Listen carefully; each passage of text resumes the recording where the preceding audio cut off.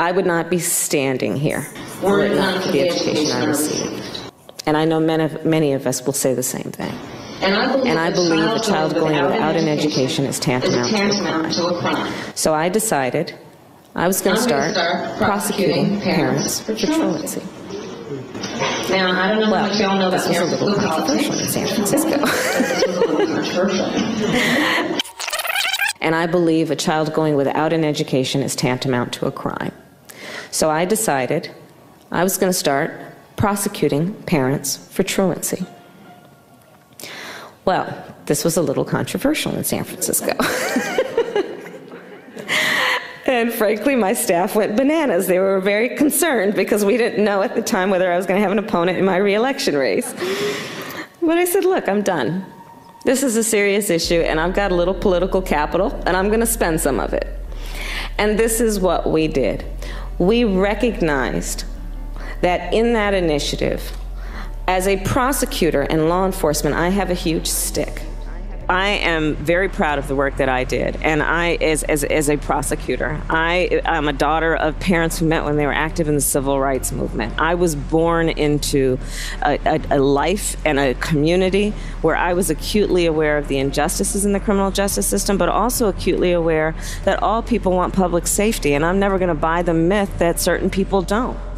When we invest in clean energy and electric vehicles and reduce population, more of our children can breathe clean air and drink clean water. We did it. We did it, Joe. You're going to be the next president of the United States.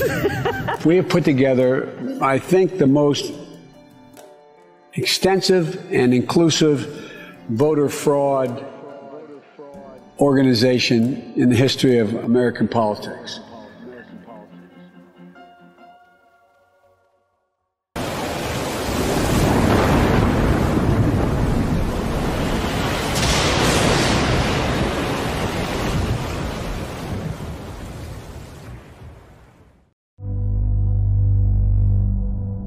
Produced by Dane Calloway and Tanisha Calloway. Watch this brand new documentary, Mother Rosa, right now at DaneMakeYouThink.com.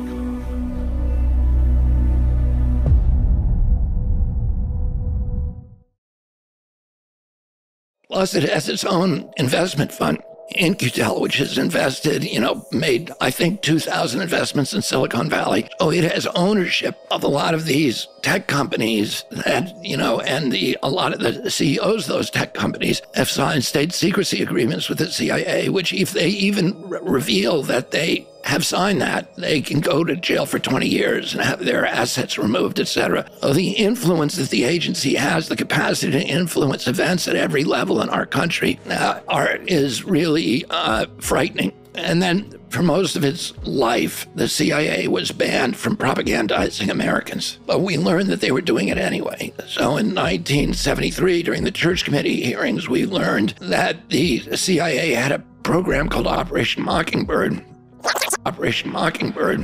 where they had at least 400 members, leading members of the United States Press Corps, and the New York Times, the Washington Post, ABC, CBS, NBC, etc., who were secretly working for the agency and steering news coverage to support CIA priorities. And they agreed at that time to disband Operation Mockingbird in '73.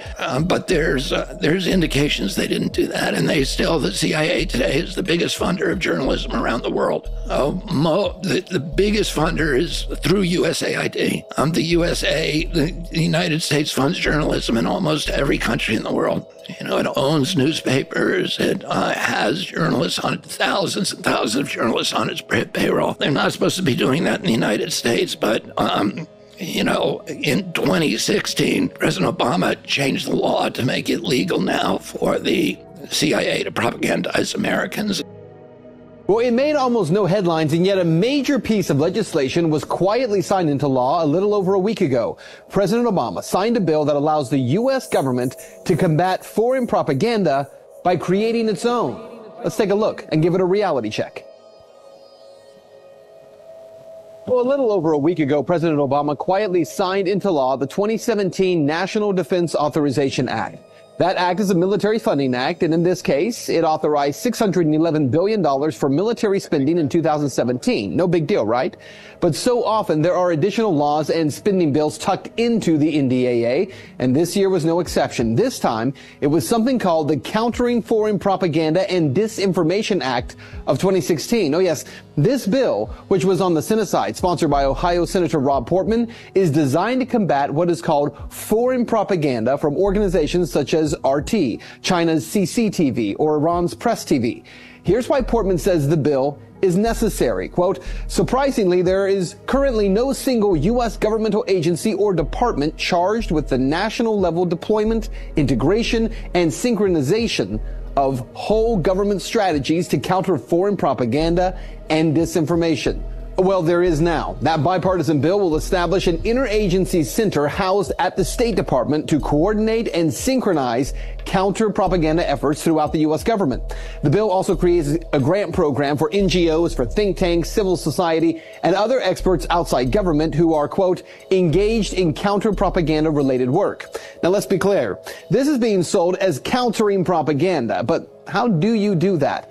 After all, if government agencies put out information to the public for the sake of altering a point of view, isn't that the very definition of propaganda? In fact, that definition is this: information, ideas, or rumors deliberately spread widely to help or harm a person, a group, a movement, an institution, a nation, etc.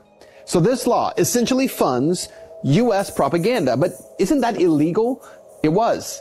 But no, not anymore, because 3 years ago, wrapped inside the 2013 NDAA, was an amendment that removed the ban on the U.S. government creating propaganda and then showing it to U.S. citizens. That ban, by the way, had been in place since 1948.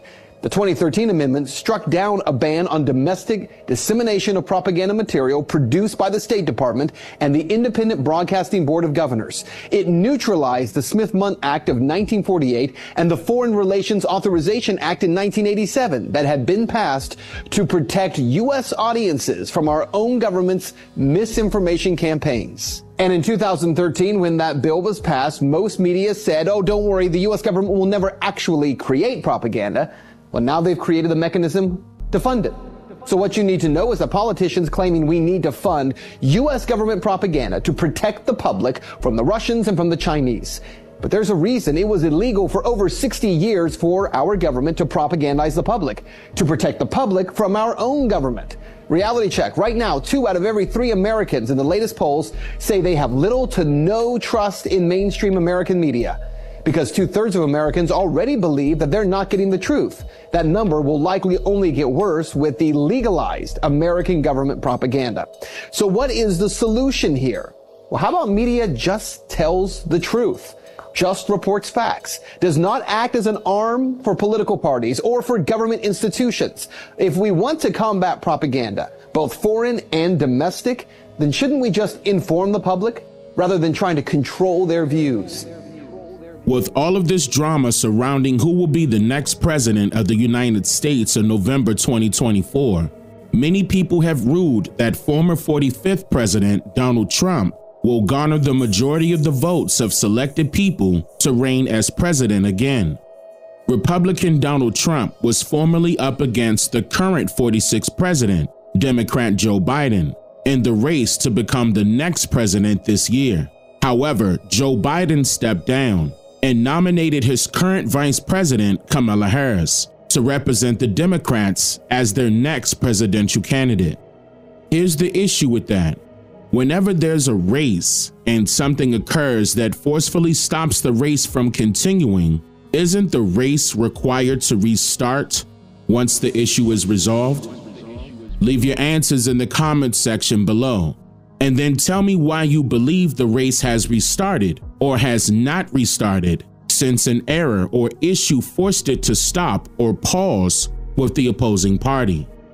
The issue at hand is that current President Joe Biden nominated Kamala Harris to become the Democratic presidential nominee, and she immediately garnered the support of other Democrats and even $50 million in campaign donations from Act Blue just hours after Joe Biden announced that he was stepping down.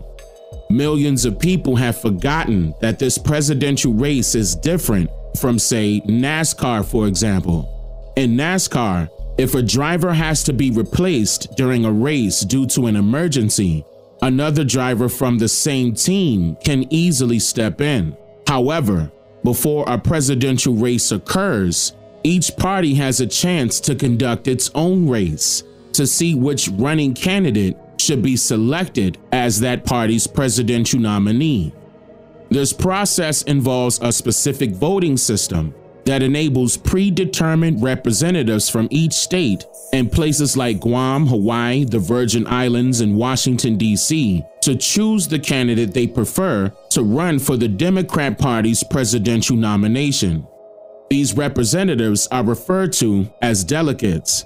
And during Joe Biden's campaign to become the Democrats' next presidential candidate this year, he garnered 3,896 pledged delegates out of 4,000, beating other running mates like Dean Phillips, Marianne Williamson, and Robert F. Kennedy Jr.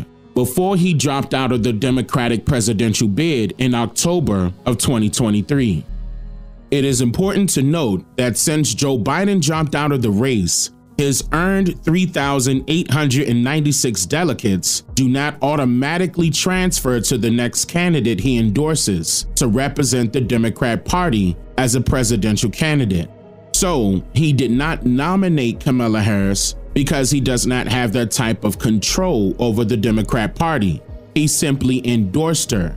This means that just because Joe Biden endorsed her, and we are now seeing Kamala Harris being campaigned as the Democrat Party's presidential nominee, this does not mean that she holds that position officially, unless they are inadvertently exposing their voting system and themselves as corrupted. Again, if issues arise during a race, it must be restarted to be fair. It would not be fair to Phillips and Williamson or any other Democrat who believes they should be president and should have a chance at winning the Democratic presidential nomination if Kamala Harris is selected without being timely nominated ordinarily by way of their current voting system. And if that's not enough to consider this suspicious maneuver and their behavior weird, then what about Operation Mockingbird, currently happening before everyone's eyes, and the public has no idea?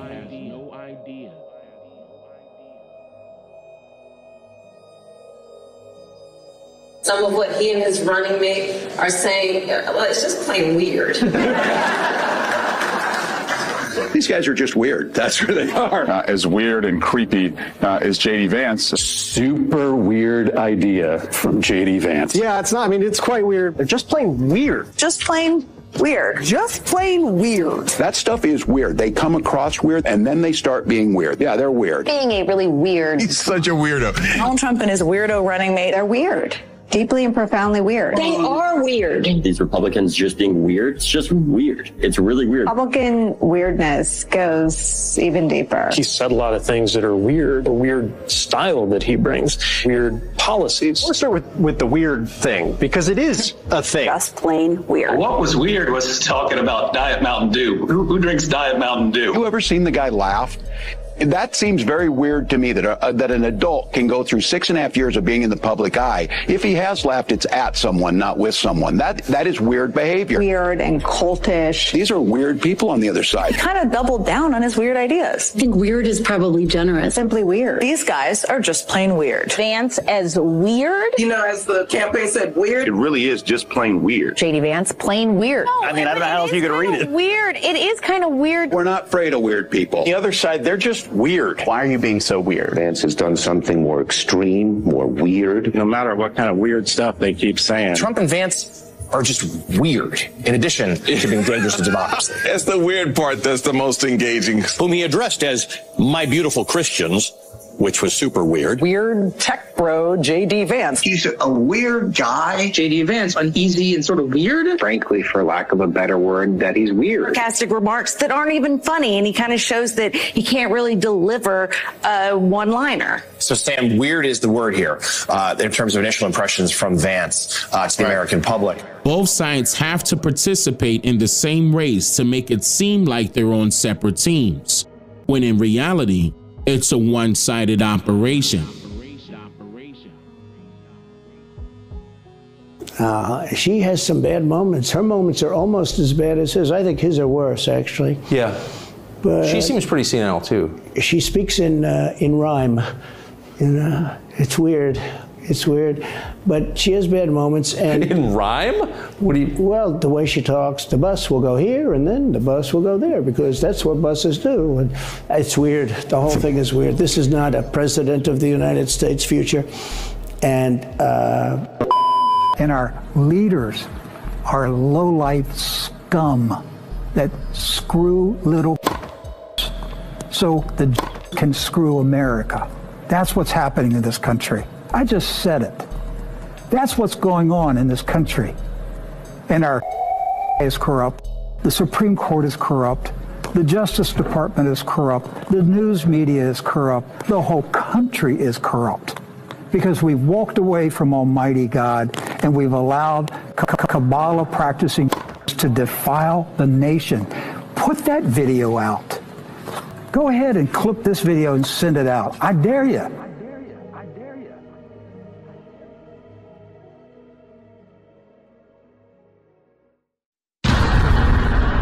I'm just here to make you think. Slow down. Yeah. Sub up, light up.